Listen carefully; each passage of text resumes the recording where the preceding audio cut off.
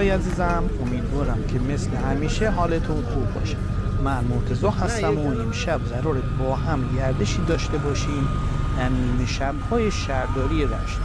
امروز جمعه 18 اسفند ماه و ساعت حدود 10:40 شب.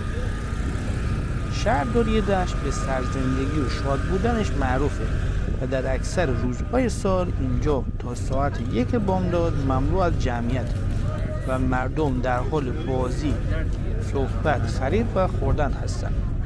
خوردن کباب، فلافل، چای، باقالی و انواع بستنی و نوشیدنی.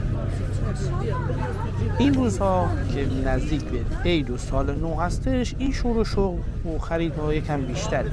در این بلاگ ما گردشی در اطراف ساختمان شهرداری و خیابان‌های اطرافش میزنیم.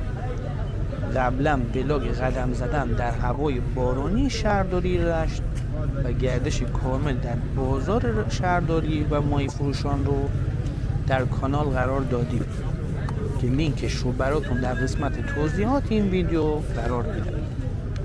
شهرداری رشت تا قبل از سال 91 محل دور زدن خودروها بود و بعد از اون با سنگفر شدن و محدود شدن خیابان‌های اطراف به پیاده‌رو و مکانی برای نشستن تبدیل شده بود.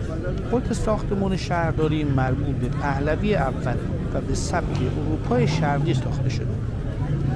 این ساختمان در 26 آذر 56 به عنوان آثار ملی ایران ثبت شده.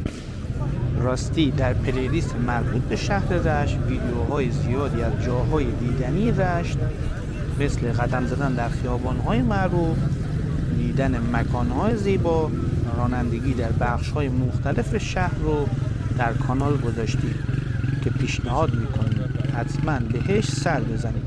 لینکش در قسمت توضیحات این ویدیو موجوده. خواهشم با لایک‌ها و کامنتاتون ما رو در مسیر بهتر شدن حمایت کنید و برامون بنویسید که دوست دارید از کجای گیلان زیبا براتون ولاگ تهیه کنیم. در ضمن در روزهای یک شنبه و پنجشنبه هر هفته در این کانال ولاگ جدید قرار داده میشه. امیدوارم که از این گردش لذت ببرید.